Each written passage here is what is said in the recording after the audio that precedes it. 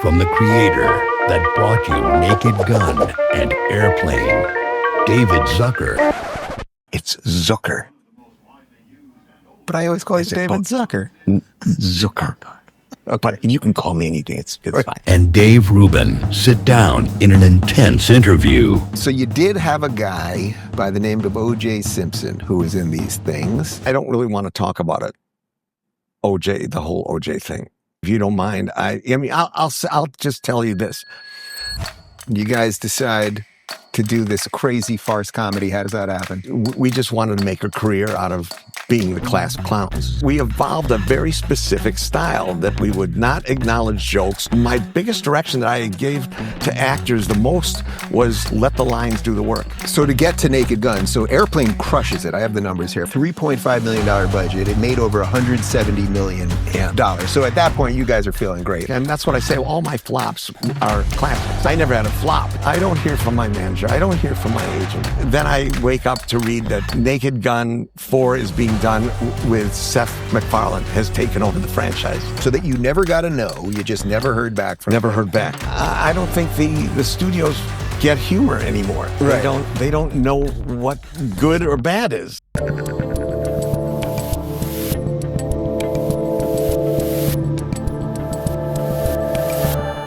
Today, I'm sitting down with legendary director, writer, producer of some of the funniest movies of all time, Airplane, Naked Gun, and many more, David Zucker. But first, an important public service announcement.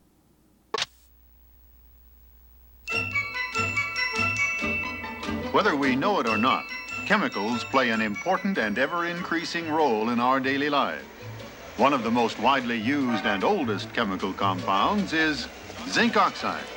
This policeman, this farmer, and this housewife don't realize it, but they all depend on zinc oxide in their daily lives. But how do I use zinc oxide? If it weren't for zinc oxide, you wouldn't have that bar of soap. The dish towels you use every day. Your toaster. That brassiere you're wearing. Your kitchen sink. Those curtain rods, the shelves in your refrigerator, metal hooks, the heat control on your stove, the safety catch on your son's rifle, that fire extinguisher,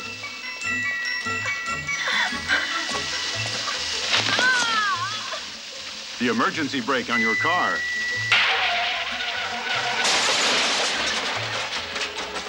all brakes.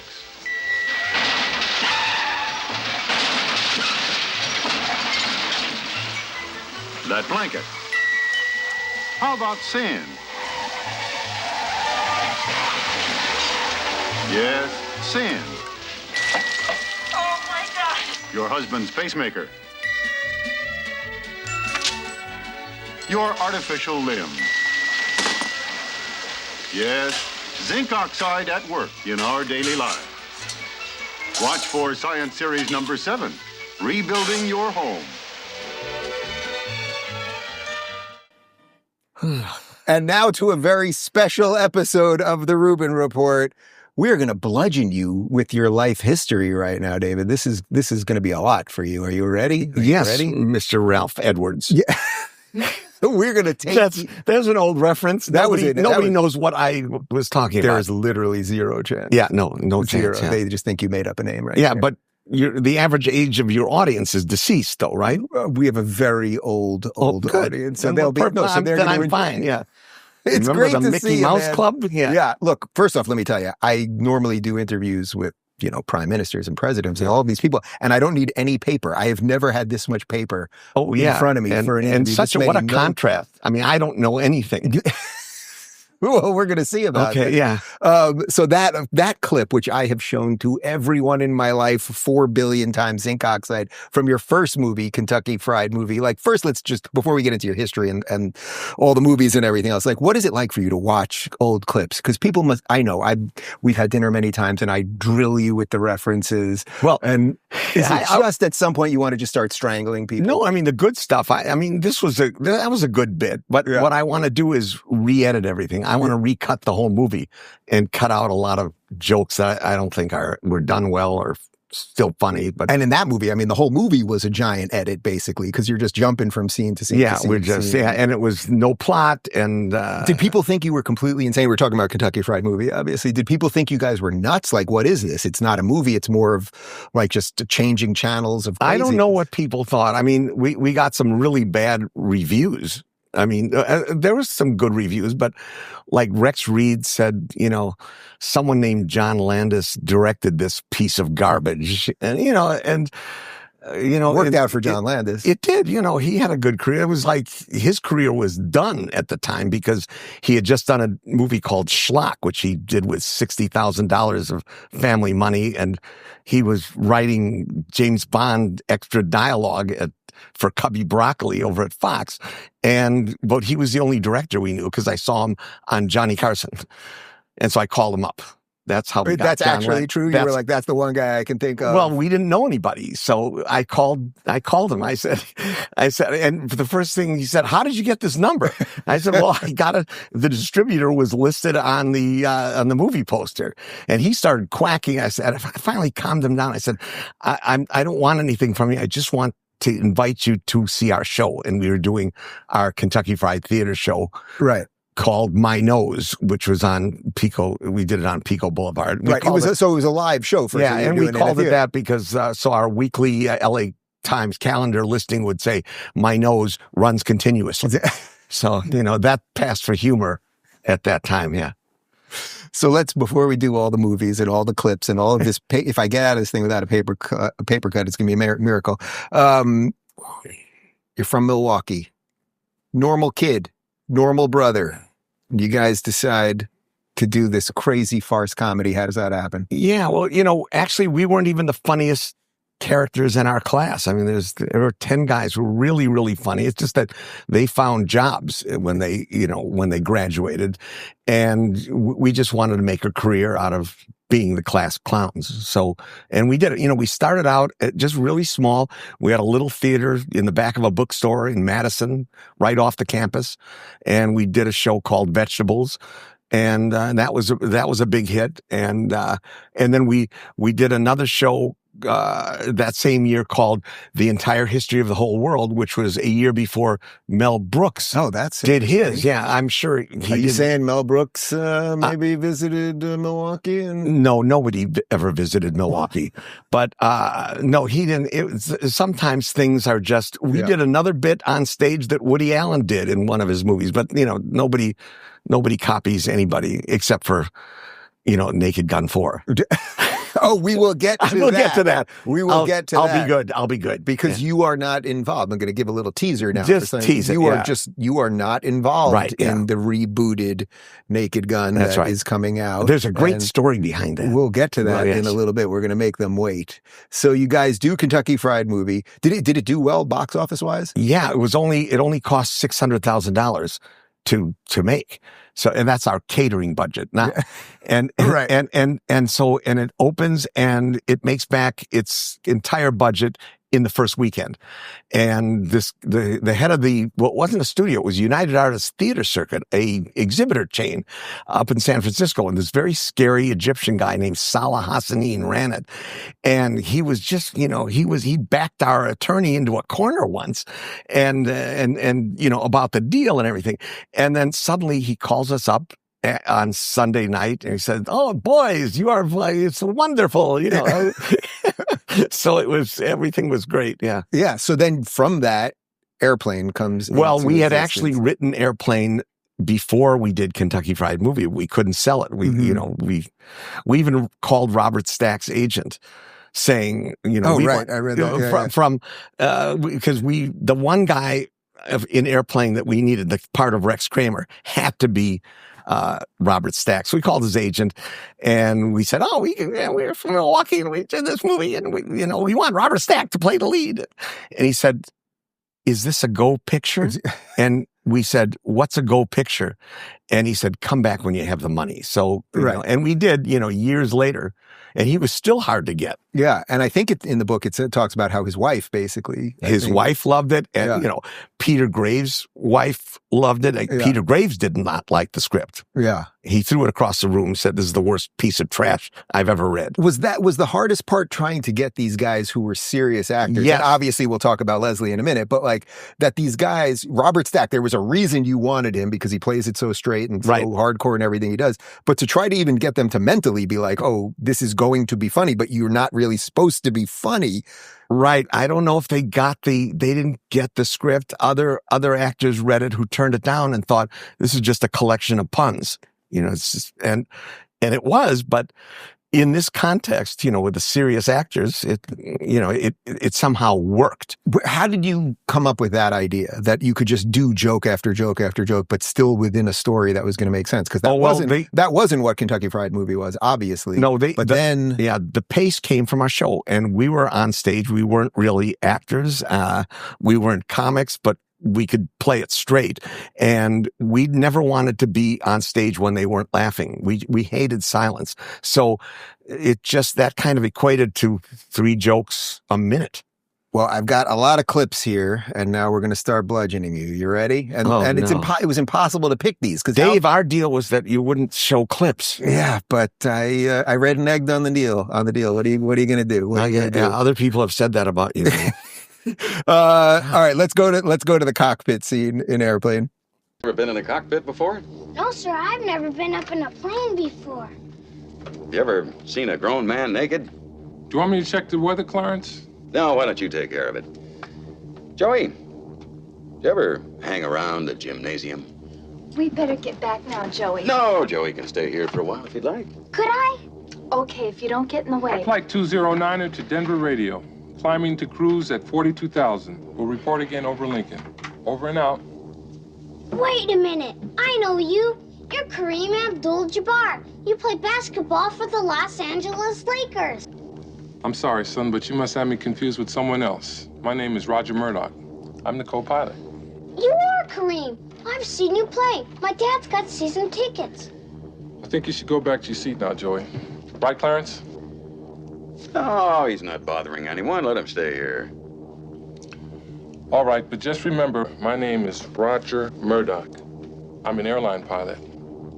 I think you're the greatest, but my dad says you don't work hard enough on defense.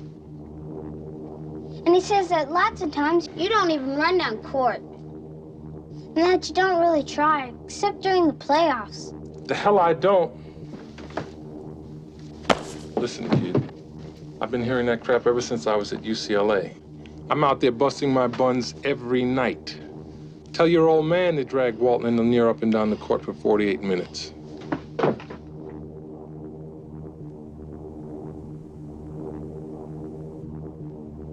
Joey, you like movies about gladiators?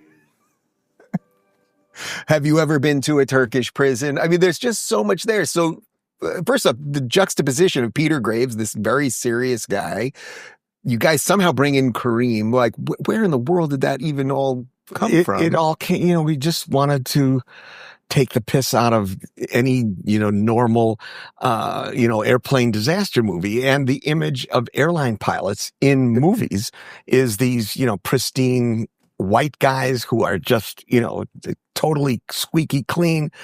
And then it turns out he's a pedophile. I mean, that was our first thought. But you talk about this in the book. You guys had to nail that because it doesn't come off creepy. It's first of all, weirdly sexual, obviously, but it's somehow done that you feel clean after or something. That was the most precise directions we've ever given an actor, because if you go and watch it again, it says, Joey, have you ever, it's just like he... And then he, we just said, you have to turn, look at him, say the line, look back, really precise. Usually we don't give that precise directions for anything. And how did Kareem get involved in this whole thing? Well, actually, we couldn't get Pete Rose, but that was very fortunate occurrence. Because he was, somehow we didn't think of Kareem. We thought Pete Rose, and it didn't go into anything personal it was before the gambling stuff. Mm-hmm. So, So he was just going to play it yeah, straight we were too. we were shooting during we were shooting during summer, and he was managing and playing with the Red Legs, I guess. Is that the team? He was on the Reds. The Reds. Yeah, on the Reds. Yeah. So then we went to Kareem, and the trouble with Kareem read the script, and we heard that he just passed. He turned it down, and so our producer, our executive producer, Howard Koch, called his agent and said, What the hell's going on? Why doesn't he want it? He said, well, Kareem wants $5,000 more. There's a rug that he wants, and I keep a close watch on his finances. And he wants to buy this rug. It's $30,000. You're offering him 25. And so we just gave him the 30. And we just thought this was the most clever agent. It's another clever agent. However, a couple of months later, in Time magazine, they did a feature on Kareem, and he's displaying this rug. He was very proud of the rug. Yeah, he was very proud of the rug that he bought from Airplane. Did he ever invite you to the house to see the rug? No. That really makes you wonder. Yeah, I've been invited here more times than Kareem. And then we were invited to Robert Stack's house. Yeah. Oh, that was fun. And he had these stools that were elephants' feet. Literal elephant's feet. Literal elephant's feet. Yeah. And you could sit on them. And he's a very nice guy. You could get away with that in Hollywood? In those days, yes. Right. This was the early 80s. Before it went completely psychotic. Yeah. Yeah. We'll talk a bit about how psychotic Hollywood has gone when we get to the we can talk about that. Yeah, we're going to talk about that. So when Peter Graves shoots this, and we'll get to Leslie in a second, and Robert Stack, did they realize it was funny at the time? So you give them lines, they playing it straight, but were they like, what the hell am I doing? Like when you're on set, did they feel like it was working? Well, Peter Graves knew it was supposed to be funny, but he really didn't have much faith that it would work. And he was taking a big risk because, when he first read the script, I later learned from being a director that when you're casting actors, all they do is read their own parts. Mm-hmm. So Peter Graves didn't read the whole script. He just read his own parts. And I think it appeared to him that he was playing a pedophile. Right. I don't know why, but our executive producer, Howard Koch, this old line, he was the president of the Academy, past president of Paramount. I said, Peter, come in and meet the guys. The boys, as we were. So, we had him into the office at Paramount, and I think we kind of surprised him because we were just very preppy Wisconsin guys, not the drugged out, guys weirdos that he expected. Right. So, and then Stack, I guess he thought it was funny, but he knew he'd be making fun of himself, and he just wasn't sure. He didn't want to be the only one. So he said, who else is coming to the party? So we were able to tell him Graves, Nielsen. Right. So then it made sense because then it made sense because he'd have other people. But Stack really got it. He knew exactly because Lloyd Bridges didn't get it. And Lloyd Bridges was trying to make sense out of his dialogue and also playing it kind of winking in the rehearsals. And Stack finally said, Lloyd, they're not looking at us.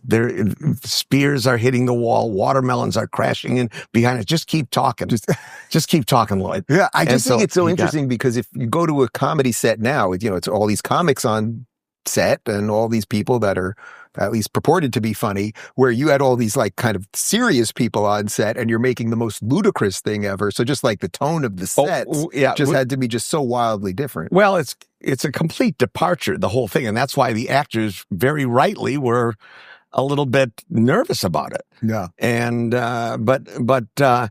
Stack was great. He got right into it and Lloyd got into it. But I always think that when you look at Lloyd's performance, there's a little bit, it's 2% of winking, where with Leslie, you can't tell at all. Stack, you can't tell.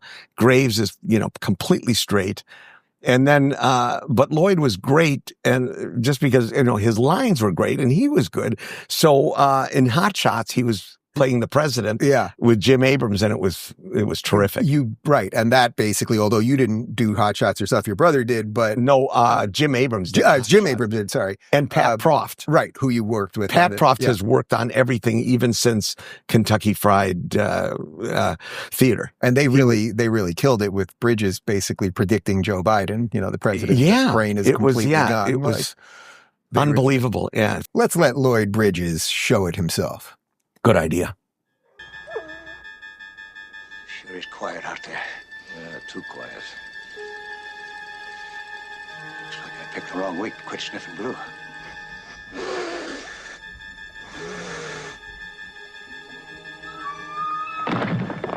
So that's what you mean by he winked a little bit more. There's just where you can see it's not a little bit. I like to have the actors do it as though they don't realize they're in a comedy. Yeah. Yeah. So, all right. So let's get to Leslie, because when I found out years ago, you talk about this in the book, obviously, and now people know. When I found out years ago that Leslie was not always a comic actor, I could not believe it, because I only knew him from Airplane and Naked Gun. Yeah. And yet you pluck this guy who really had done almost like a 40-year career of serious cop movies and murder mysteries and all of this stuff.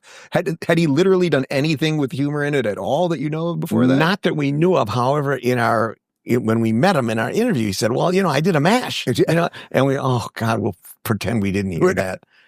We just not a MASH guy? Yeah, no, no. I love MASH, but it just, we didn't want any comedy in it. So, had he been on anything, I didn't want to have any comedy in the whole thing. It just had, and Robert Stack, all I knew him from was from his movies and TV shows.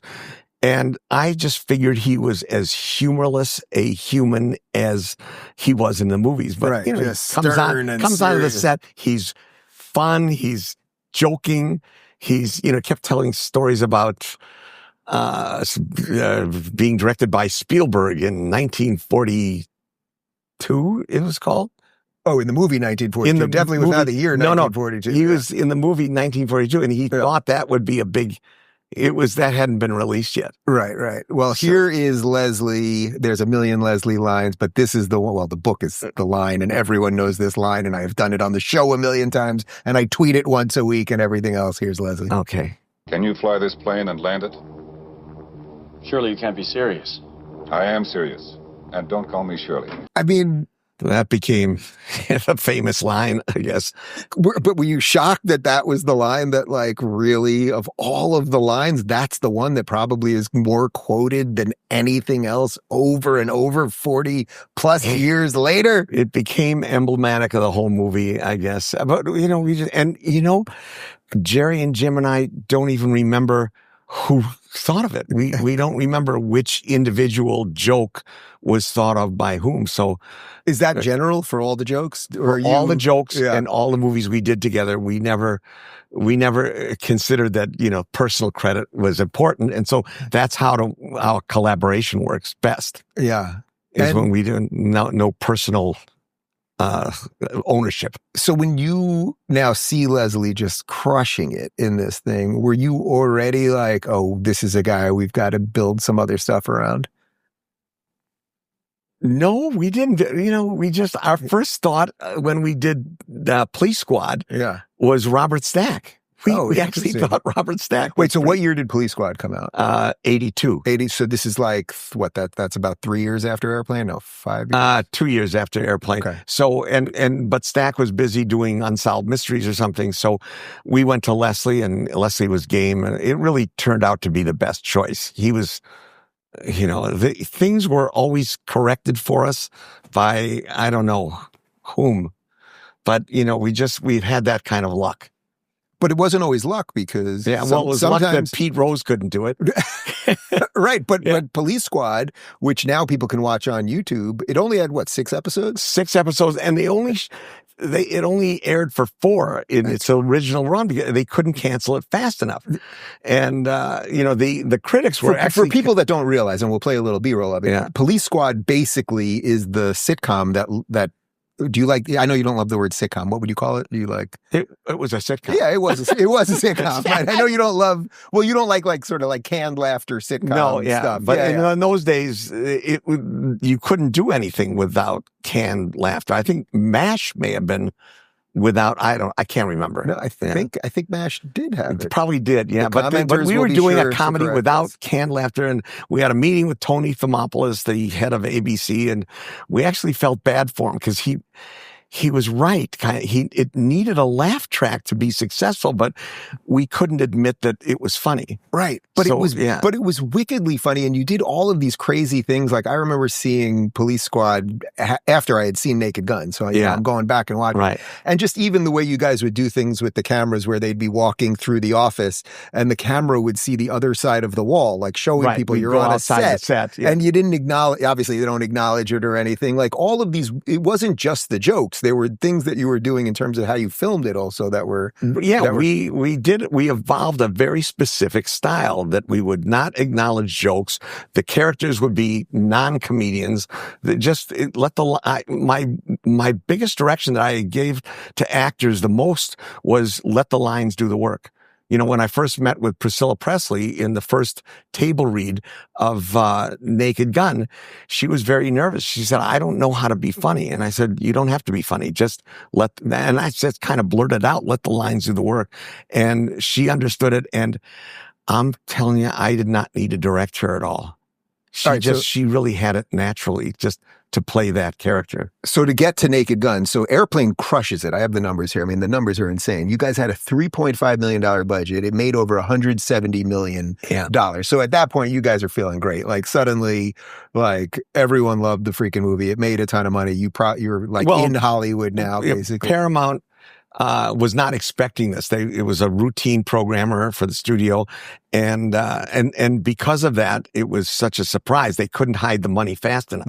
So, we actually did see profit, and we actually sent out a, in questionable taste announcement, engraved thing, like saying, Zucker are pleased to announce the receipt of the first $2 million in profit participation of the movie Airplane. So, we would just do this. Who did you send that to? Everybody in Hollywood, every agent, studio, in case they hadn't heard. Yeah. So Airplane crushes it. Then you do Police Squad, but Police Squad only gets 4 of the 6 out. Were you like, oh man, maybe we lost it? Like that it just wasn't going to translate? Or was it that you felt maybe it didn't translate to TV? We absolutely knew that it didn't translate to TV because we would go to places where they were showing it and there were crowds of people watching it. And I was shocked that people would talk to each other, and they would be talking through jokes or the phone. I mean, that's the way people watch TV. It's radio with pictures. Yeah. So I said, no, we don't have a chance. And the critics were kind of angry because of this, Philistine network canceled this great show that they thought. And Tony Thermopoulos had to have a press conference, and he said, Police Squad didn't work because you had to watch it.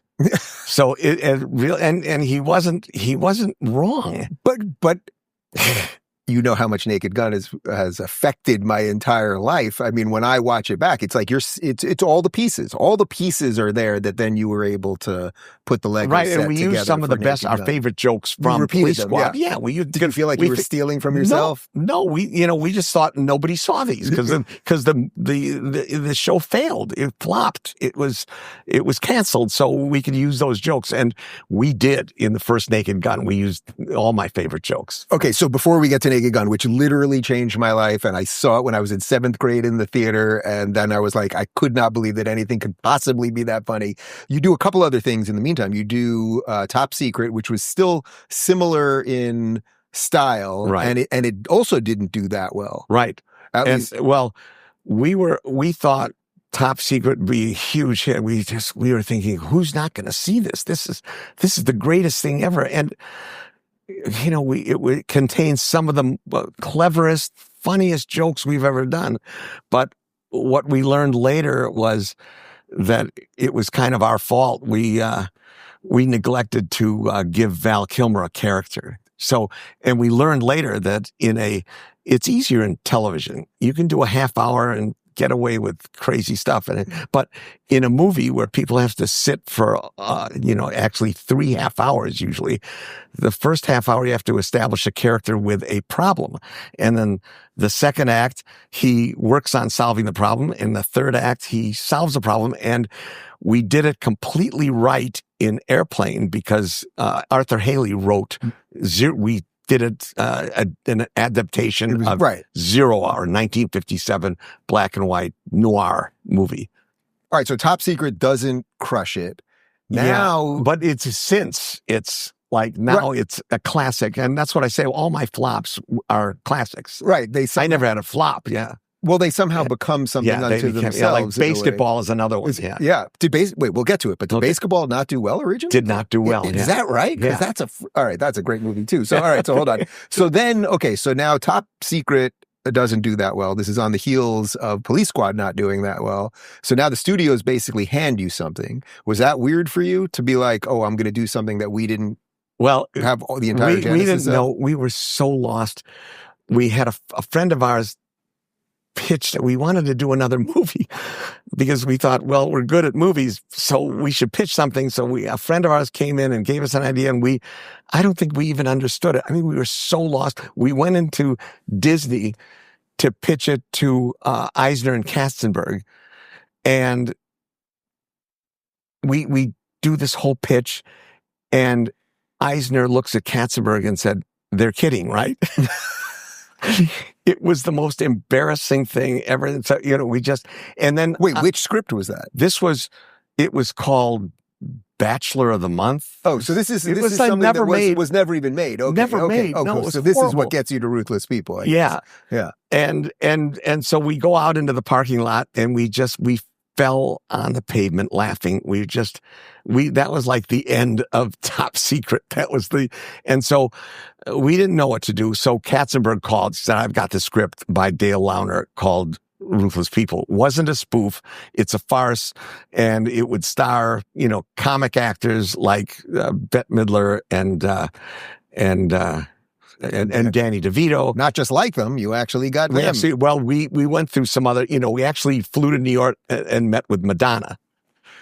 And she could have done that part. I think maybe that could have worked. Maybe? Yeah, who knows? Yeah. But she was nice. Yeah. Here's part of the trailer. Okay.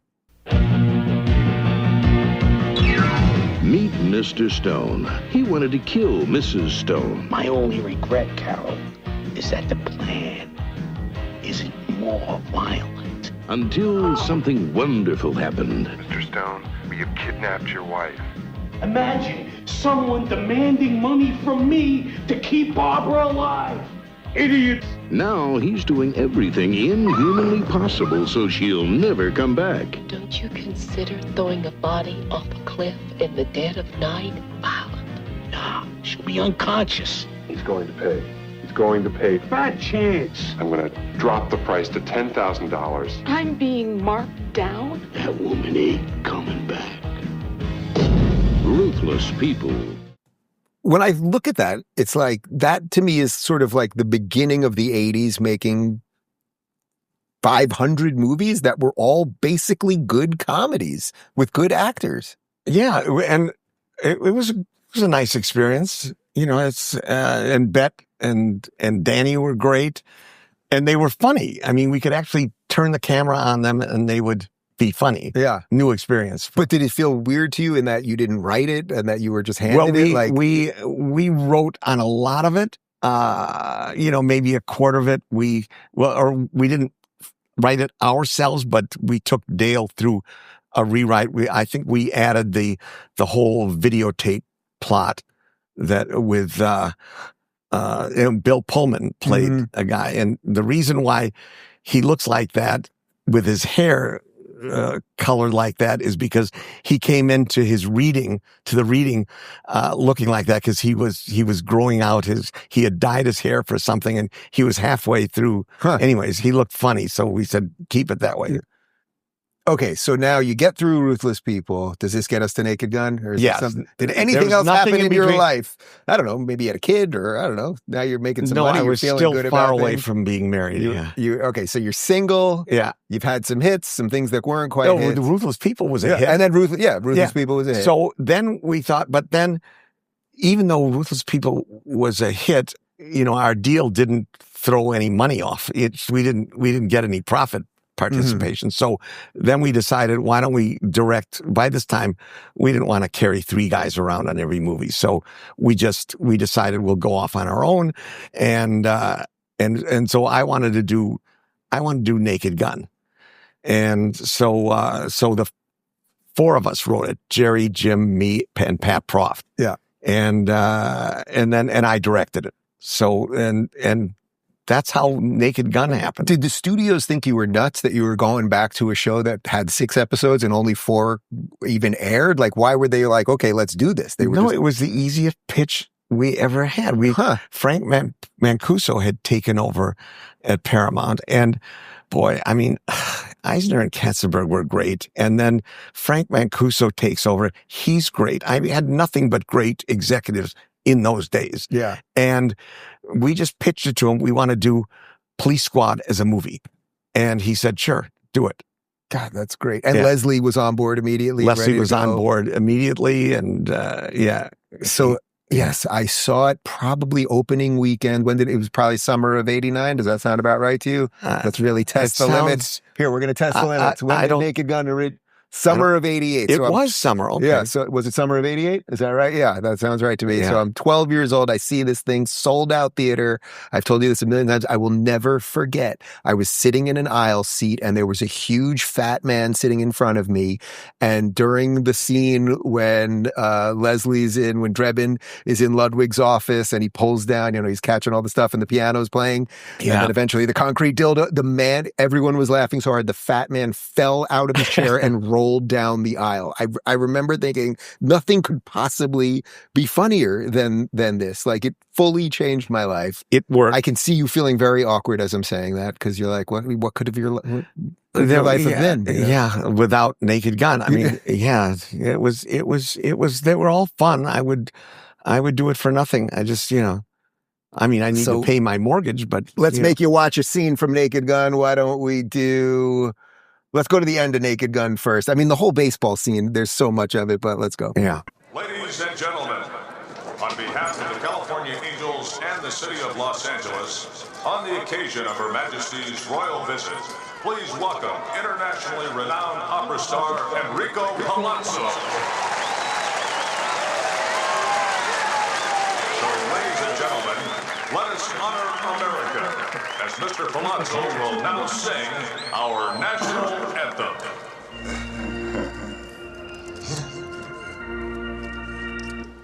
Ocean, can you see by the dawn's early light what so proudly we hail in the twilight's black gleaming, whose bright stripes and broad stars in the perilous night on our ramparts we watch.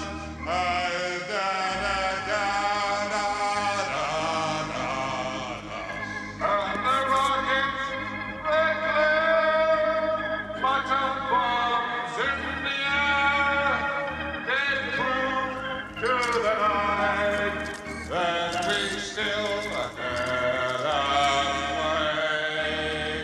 Oh, sing us ragtime banner wave over all that is free. We're the home of the land and the land of the free. I mean, there's just so much there. I mean, first off, George Kennedy's there, obviously. Yeah. Ricardo Montalbán was cast so freaking perfectly. Was that kind of the same way as Robert Stack and some of the other guys? Like, he was a serious guy in a Cadillac before that? Yeah. Was it a Cadillac? What was the car commercial? Maybe Corinthian leather. Yeah, Chrysler. Chrysler. Yeah. Yeah, soft Corinthian leather. Yeah. So I don't think we made any jokes on the set about that.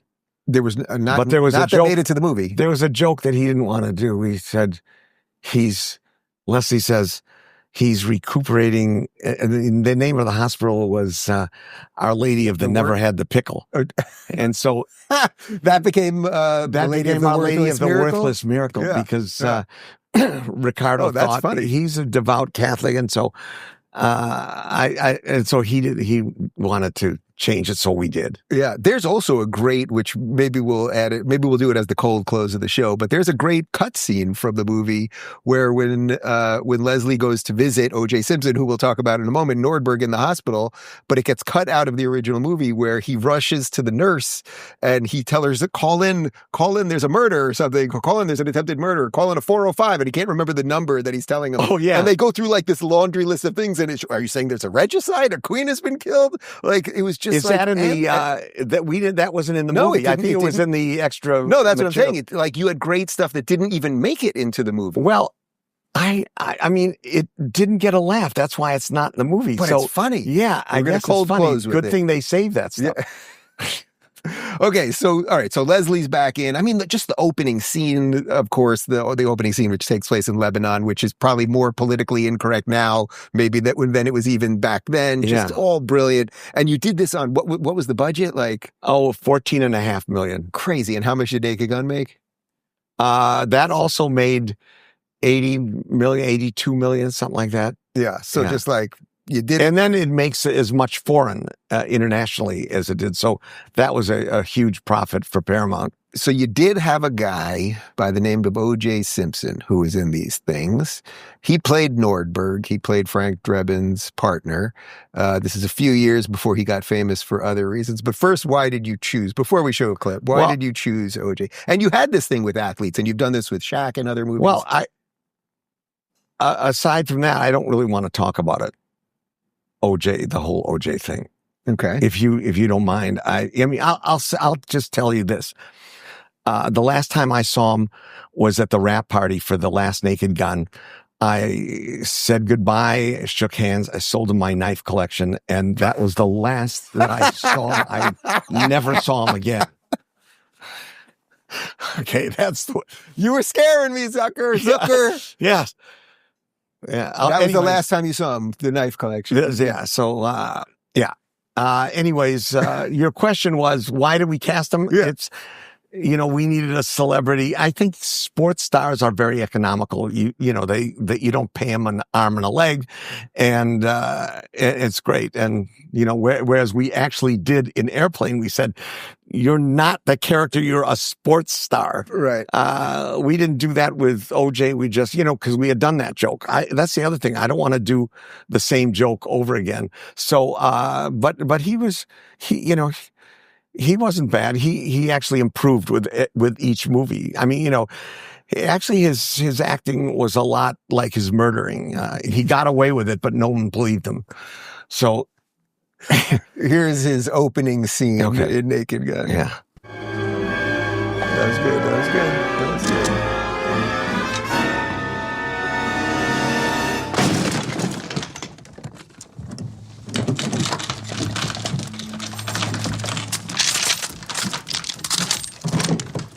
Police! Throw down your guns!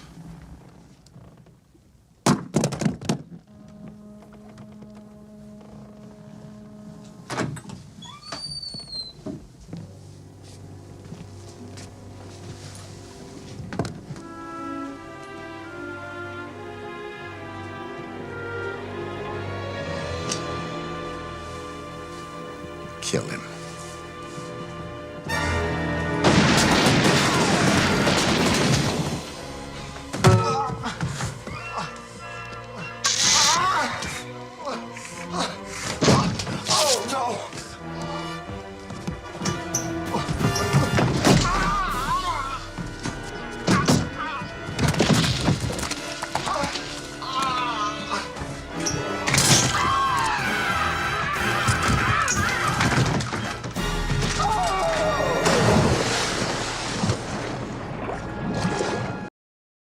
And that's the guy you sold the knives to. Yes. Well, who knew at the time? Yeah. So Naked Gun, just huge hit. Again, you're feeling good about all these things. Should I show you something else from Naked Gun? You want to see another one, Naked Gun? Let's do Punch Up. Oh no, or let's jump to Naked Gun 3 for a second. So you do 2.5. Yeah. Do you have a favorite of the three of them? Oh, the first one. The first one's the best.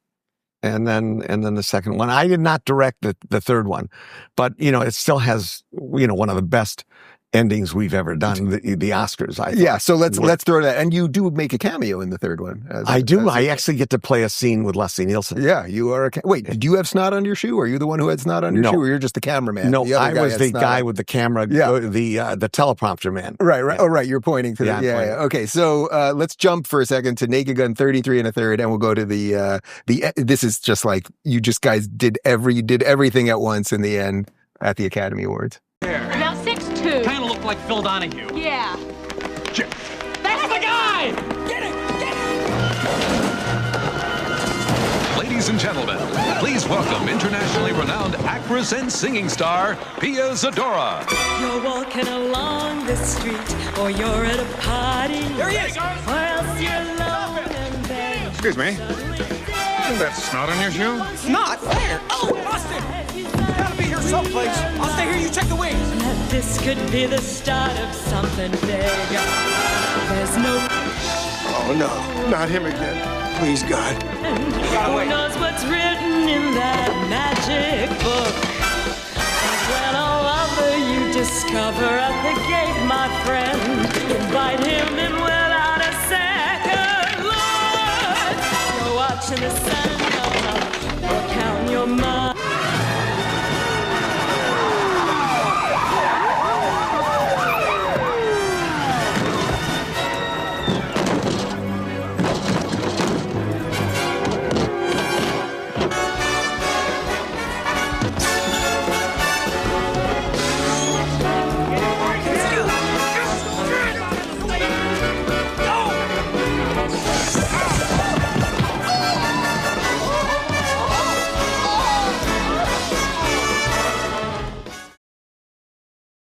I mean, it's big. It's like, that must have just been so much fun. Did Pia Zadora, it's just... Yeah, it was fun. And, I love those, big nationally, internationally televised settings for a third act. Yeah.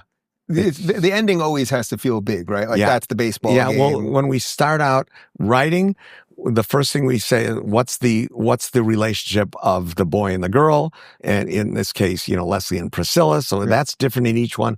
And what's the final third act? So, and we always kind of point to that. Did you want to do more after 33 1/3? No. By that time, we had a deal with Sony. So, and so, I was I didn't want to do more Leslie Nielsen movies. So I want to do I always want to do something new. I don't want to go back to the same stuff. Yeah. What did you make of Leslie going from that? And then he did, 6 or 8 or maybe even 10 kind of similar farce things he did. Obviously Dracula with Mel Brooks. Well, the thing is, there were a couple things that were not as commercially successful. Some of them are. Well, a lot of directors watched Naked Gun and said, and their takeaway from it, oh, this guy's funny. Yeah. Let's cast him. But people don't get what goes into it. We have rules. We have a method to writing the joke. We have Pat Proft. It's, there's a lot that goes into it, that a lot of it came from behind the camera. And Leslie was great at what he did, but you can't just say, be funny. Watch what I'm going to do right now, because I just asked you if you wanted to do more Naked Guns, and I'm going to tease what we're going to get to later, because I said I had a lot of papers on my desk, and what I have here is the real script for Naked Gun 4, or the Naked Gun reboot, which is apparently coming out on August 1st. Right. but does not involve you nor your script. This is your script. Yes. For the rebooted Naked Gun 4, which, as you know, I have read and is quite hilarious. That's a little teaser for people to keep watching in a little bit. Yes. Right there. That's what we do on the I'll online probably shows. talk about that when we come back. We'll probably get you to, we're not even going to commercial. Oh. I just sort of led us to a commercial where there's no commercial right now. We're just going to keep going. Are you so ready? you can see I know nothing about this. Either do I. Yeah. So it's fine. Yeah. So, all right. So then get me to like the next phase, really, because it feels like Naked Gun 3 comes out or 3. Well, I didn't want to do and then this, it was just a new I didn't want to do the same thing. So I did High School High. I produced that, another director. And then I did BASEketball, which, was a real game that we played on my driveway. But you told me, so I didn't realize baseball did not do well commercially. No, I think it as a classic, but it's another. It just didn't. And that was with Matt and Trey, obviously. Matt and Trey, who were so good. I mean, and they Park. wrote a third of it. A lot of this stuff I couldn't even write myself, but they were great. I thought, their comic acting was excellent. And, but it didn't perform, but now it's had a new life, and nobody realizes that it really didn't perform very well when it opened. Yeah. So that's got to be what, like 90? Yeah. So then I was in, that was in, 98 was BASEketball. So then, when you have a flop, you go into director jail. Yeah. And so my business partner at the time, Gil Netter, got a deal at NBC to do television pilots. So we did a thing called HUD starring Steve Carell. And it was great, really funny. You may be able to see that somewhere. Oh, I got to find that. I got to find some really funny things. And Steve Carell was Steve Carell. However, it was before he was Steve Carell. Yeah. So the studio said, "What is this? We're not. Yeah, it's funny, but who's Steve Carell?" What was it? What was the purpose of the show? Like, what was it? Was going to be a sitcom. But without a laugh track, but a kind of a secret agent. Oh, okay. He was a secret agent, and because they were going to take an existing government agency, but useless agency like HUD. And, that was the new secret agent because it was too much publicity surrounding the FBI and the CIA. Right. So, and that was the thing. I gotta try and find that. So that flopped. Then I was just on my back. And so, Gil Netter again got me a job directing an Ashton Kutcher movie. For Bob Weinstein, and that was called My Boss's Daughter, and it was the only Ashton Kutcher movie that flopped. So I wasn't doing too great. But how did you like directing things that you didn't write? I just like directing. I like making movies. It was fun. I had a good time. Ashton was great. Tara Reid was in it. He was great.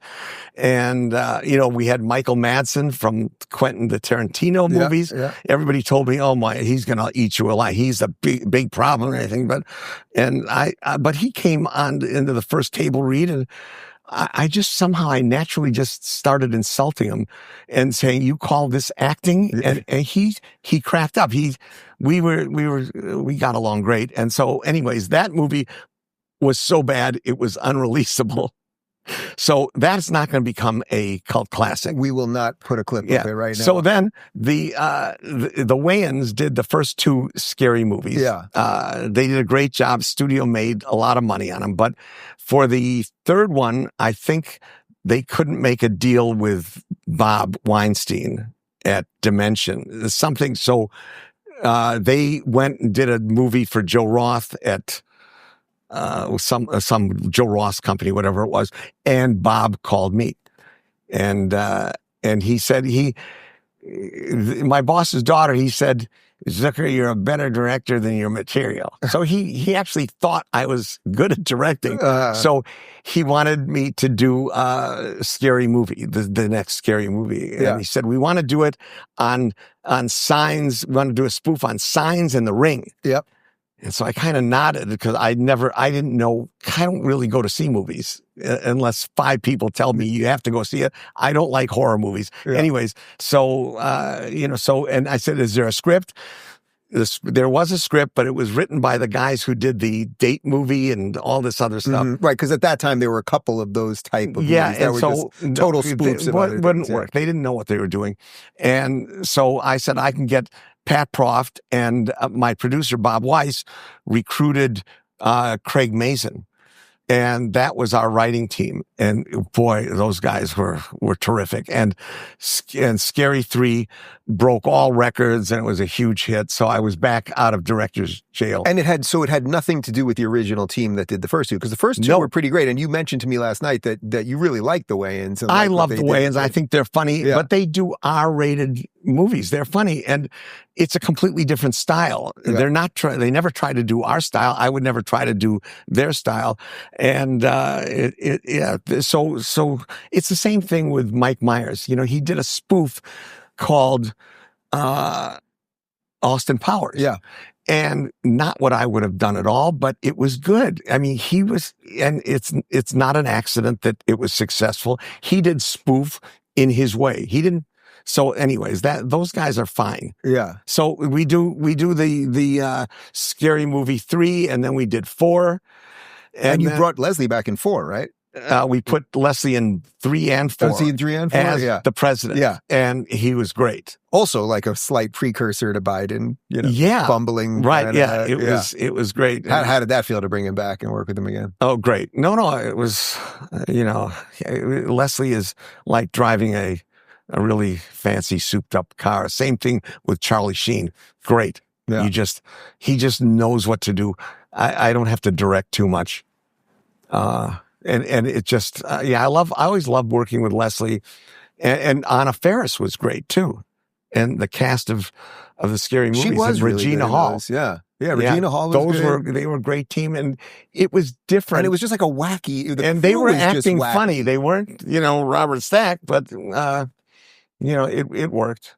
So then you're feeling good again. I'm feeling good again.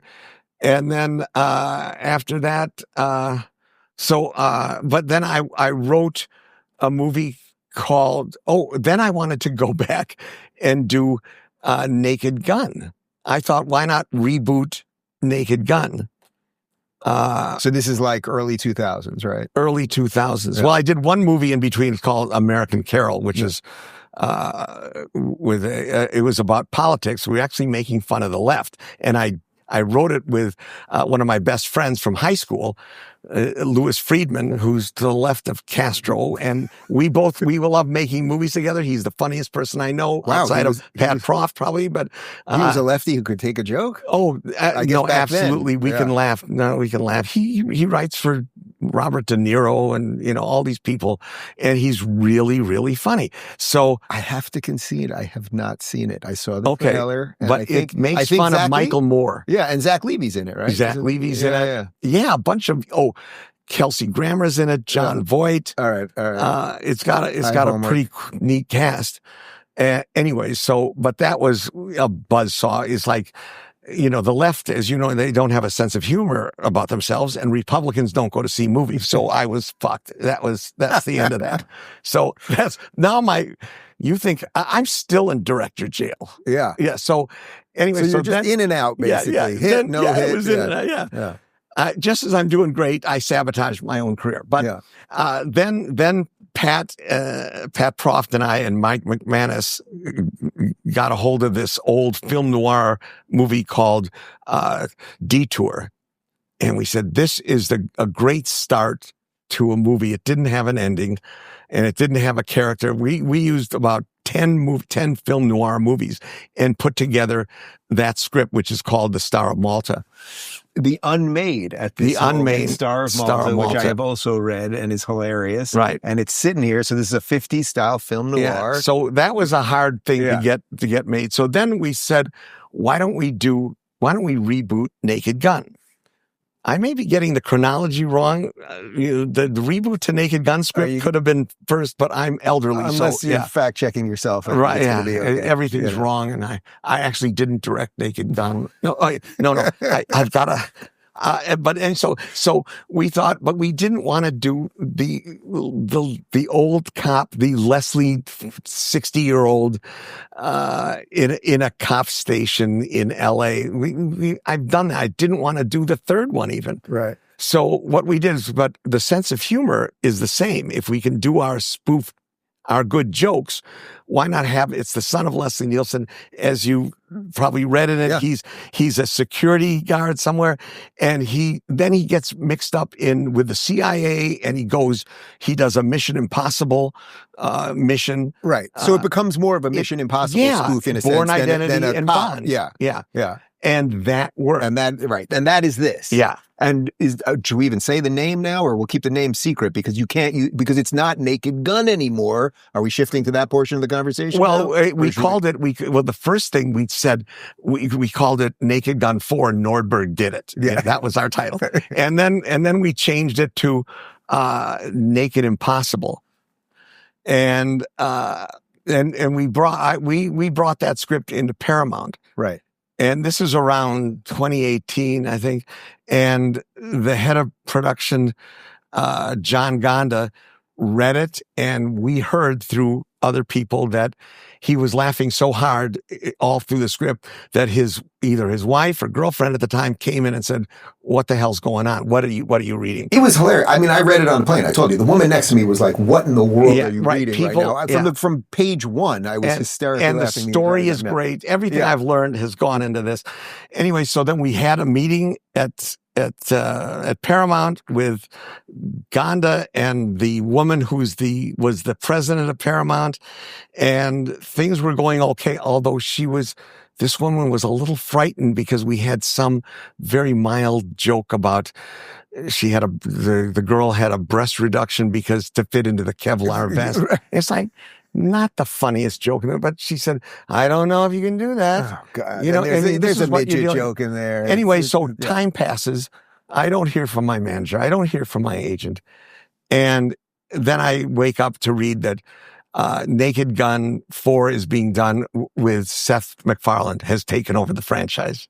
So it's okay. So this is what, like 2 years ago or so? 2 or 3 years ago. 2 or 3 years ago. So that you never got a no. You just never heard back from Never them. heard back. You are the creator of the entire thing. Yeah, you would think that team. Maybe, yeah.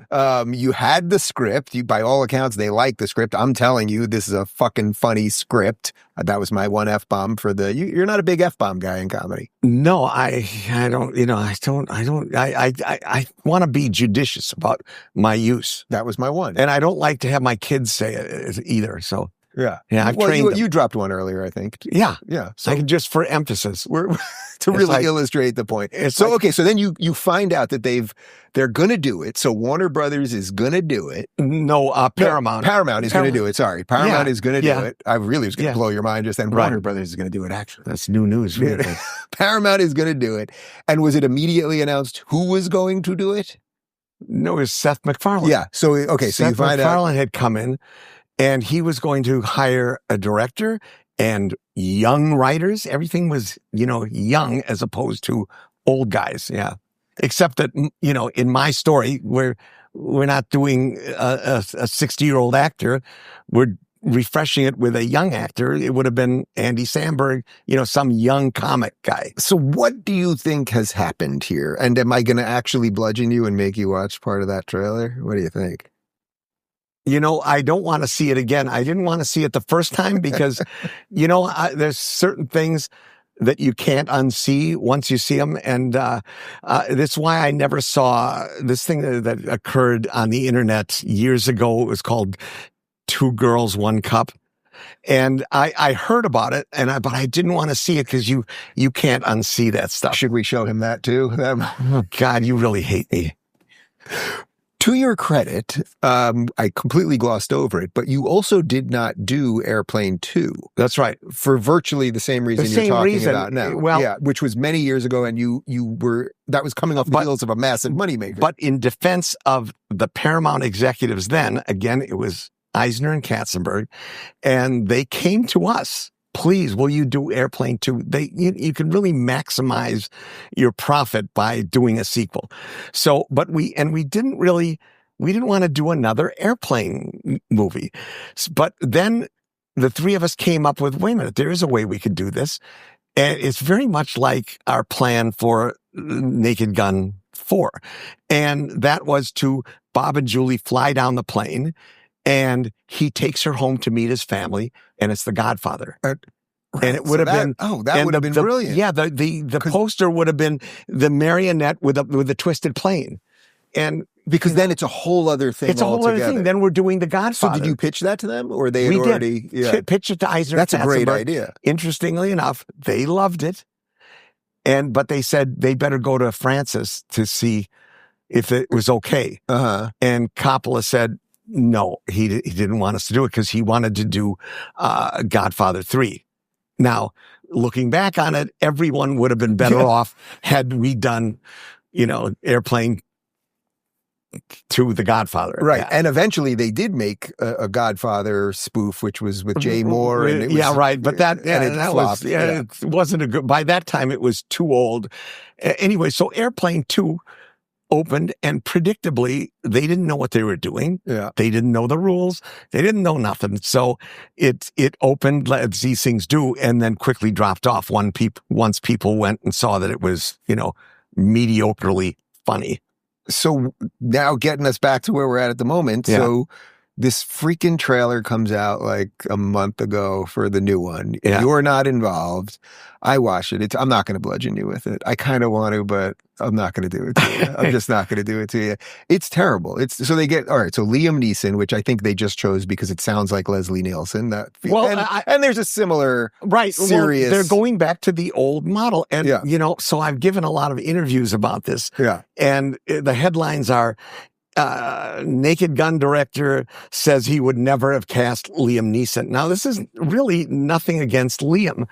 Liam is a perfectly fine actor. Mm-hmm. It's the whole concept that I say shouldn't be done is like going back to the old Leslie Nielsen model. Right. All right. So I won't bludgeon you with it, but there will B-roll it while we're talking. So you don't even have to look over there. Yeah, I won't. But there's I won't watch it. Yeah. Where they use CGI blood in a stabbing. And I thought just that in and of itself is so profoundly different than what anything that you guys would have done. Not just because there wasn't that much CGI when you were doing the originals. There was some.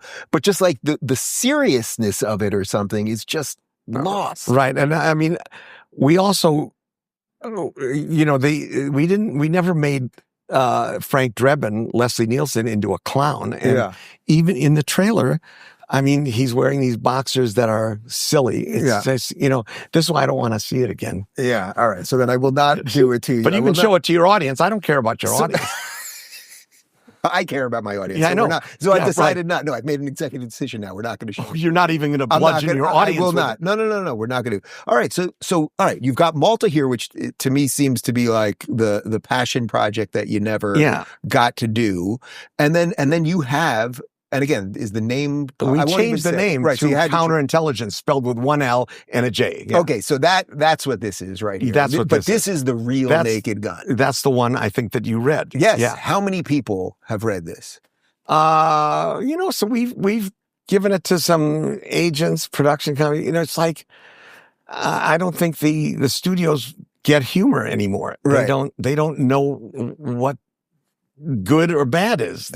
So we're going to have to raise the money from billionaires. But I know you're not pissed about it. I know you're not, because we had dinner last night. Right. You're not pissed about it. Like, it's like, okay, they gave it to him, so be it. And Seth MacFarlane is kind of social justice warrior and whatever. Some people like Family Guy, some people don't, or whatever. But why do you think they did not give it to you?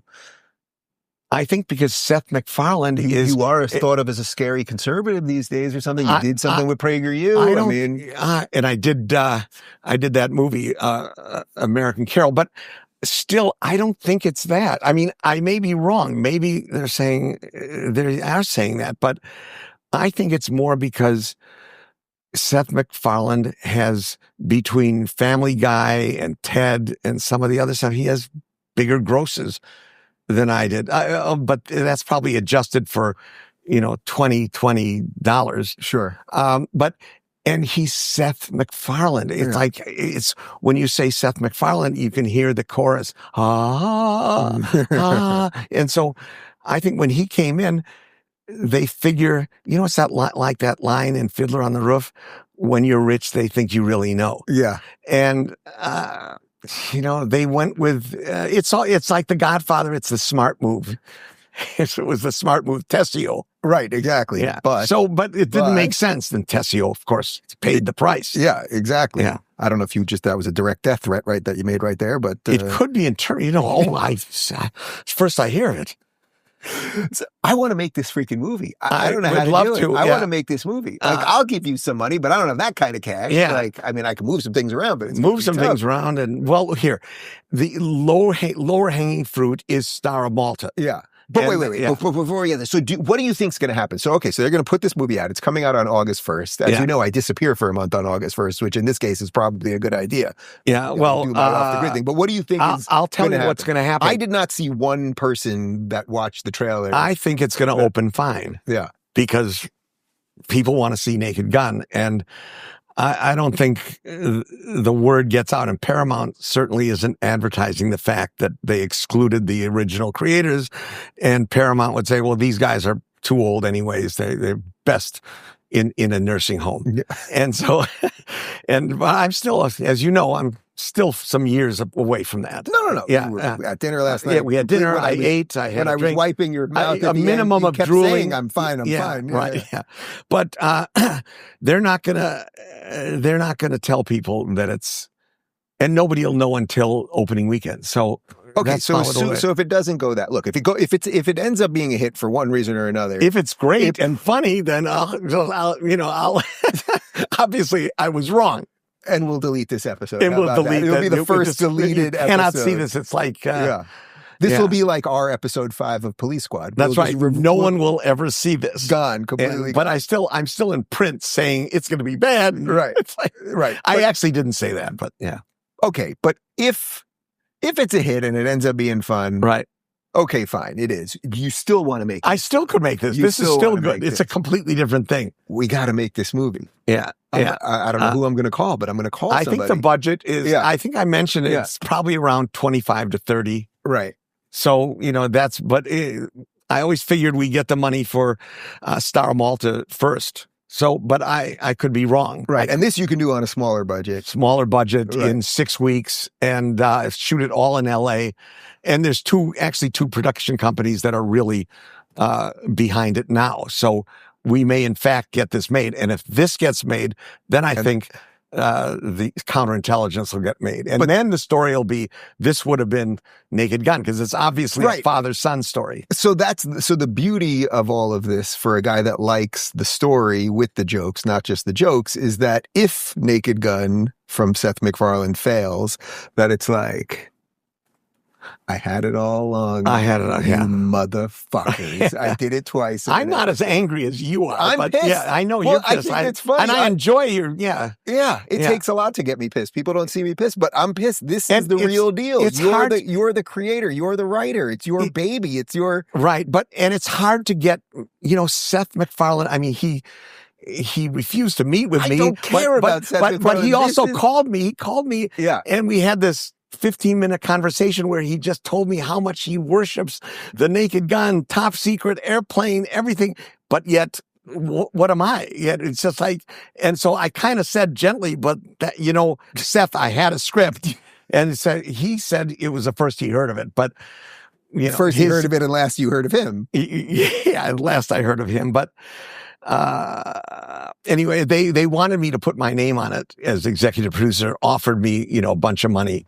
But it wasn't, Well, that's interesting. So purely just for integrity, it's not yours. Because you could. I have no idea how much they were going to offer you, but it's Hollywood. They're going to offer you a decent chunk. It was discussed to just put a couple of $100K. So a couple $100K to basically do nothing. Do nothing and just put my, executive producer, David Zucker. Yeah. And you show up to the set once, you have a bagel. And notice I pronounced the name wrong. Yeah. I got it. I don't have to spell it out for you, do I? Zucker. Yeah, Zucker. Yeah. Zucker. David Zucker. You're wonderful. Every time I've been around you, I call you David Zucker. I know. And I just pass it, or I just say, I don't know. He doesn't know any better. And we have the same first name, so I got that right. That's right. You got that. But I'm David. My friends used to call me, and my mom would answer the phone, and because those days there was only one phone in the whole downstairs, and I would hear her say, "Well, there's no David here." There's no Dave here. We have a David, but there's no Dave. So. I get that. My parents still call me David. No one else does. My parents call me David. Good. I'm going to make this movie somehow. I'm going to be involved. I'm telling you right now, even if you're not angry about it, I'm pissed. I don't care what happens with that other thing.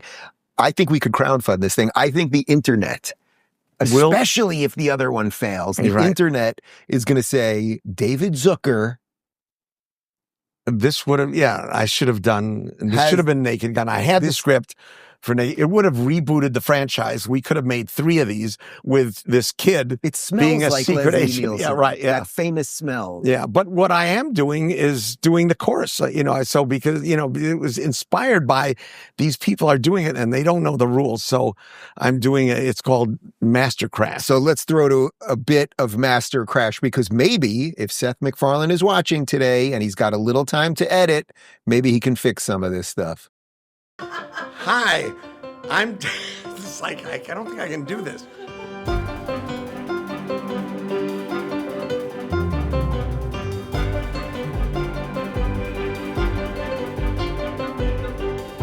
We kind of, over the years, assembled 15 rules that help to guide us. Now, I have to say, they're only our rules, but they do apply to anybody who's attempting to do this kind of spoof. All these people, when they try to imitate our style, probably less successful because they are not aware of the rules, the 15 rules. Jim Abrams is probably looking down at me and saying, oh God, is David trying to take himself seriously? No, I'm not. And it's none of your business.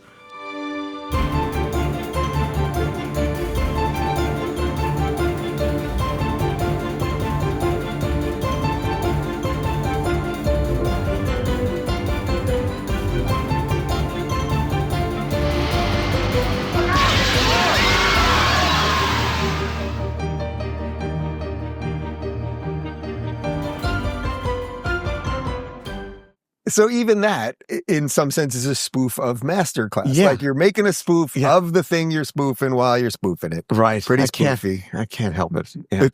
Because you can't take this stuff seriously. Right. And so, I mean, but it is. I'm teaching comedy, but you can't do that. It's horrible. Like, God, you can't, but there are rules. And I think it would help if somebody who is attempting to write a spoof would actually know these few rules. Do you know how much the course costs? But I don't know yet, but we're going to announce that. All right. Well, here's what I'm going to do. Not only am I going to figure out a way, whether we have to crowdfund it. What if maybe I will you need about 25 mil. 25 mil to do that script. So I have about 3 million subscribers on YouTube alone. That means if every subscriber of mine throws in about $4, you'll have a little extra change to work on. That would be great. That would be something. So we'll see if we can figure this thing out. That's one thing. But I will also, let's say you charge, I don't know, maybe $100 for Mastercrash. What do you think? It'll be a lot more than that. A lot more than that. Yeah. All right. I will put in the $1,000 to have that sent directly to Seth MacFarlane so that maybe. Oh, that's great.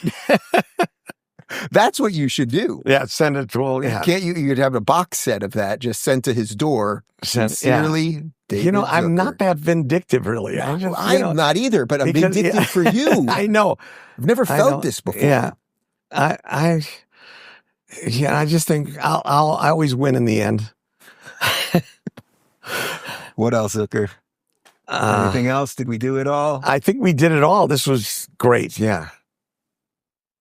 We got all the information out. Is there any comedy lesson that you think I need to learn to apply to the daily Rubin Report show, of which I know you're a big fan? How am I doing? Doing okay? Well, good. And I sometimes send in suggestions. You do. And you guys are taking them. And, I'm particularly aware of the hysteria of the left. Yeah. So I wish you would, whenever you mention it, you just put in that, just a 1 second of airplane, all the passengers going nuts. Just everyone going That's what they're doing. It's just like, oh my God. Yeah, there's so much where who's particularly hysterical is that woman from Massachusetts. Oh, Elizabeth Warren. Oh, and he says, you think they're going for illegal aliens? Next, they're coming for you. That's hysteria. Right. Yeah. Utter and hysteria. so it's we're all going to die. We're all going to die. Wait, I can't end this talking about politics with you. We've talked about comedy and success and the story of life, and we're going to end this with Elizabeth Warren. No, that's such a downer. Yeah, we have to end this some other way. Why did you bring her up? I think you brought her up, but either way, we have to get out of this. Come on, you're a great writer. I'm a decent talk show host. Let's figure this out together. Leslie Nielsen was a wonderful comedic actor. Leslie Nielsen was a wonderful, and I was sad that he died. I went to his wake, and I met one of his somebody who knew him, this lady and her husband, and she was a fan of airplanes. So the first thing she did at Leslie's wake is show me a picture of her daughter, who is an actress. So, and of course, I was a good boy, and I consented to meet with her, and at my house, dating her for 7 and I years. dated her for a year, and and so this is why I'm not all that angry, because it all worked out. It all works out. Yeah. It all worked out. And Leslie Nielsen married B. Arthur in the last episode of The Golden Girls. That's right. For you, that was your fantasy, and Your fantasy was the daughter. Was the daughter who was mine was absolutely hot. Yeah. Mine was watching 2 7-year-olds I never met get married. Weird. That's right. But I love visiting you. Where's the police officer who's on guard at that door? Oh, Lieutenant Drebin called and sent him home. Lieutenant Drebin. Call police squad. Tell them 411 is in progress. 411? Oh, my God. Fire. No. 1411. 1411? Oh, my God. A poison gas leak. No. 1414. If you're looking to laugh your ass off, check out our comedy playlist. And if you want to watch full interviews on a wide variety of topics, watch our full episode playlist all right over here. And to get notified of all future videos, be sure to subscribe and click the notification bell.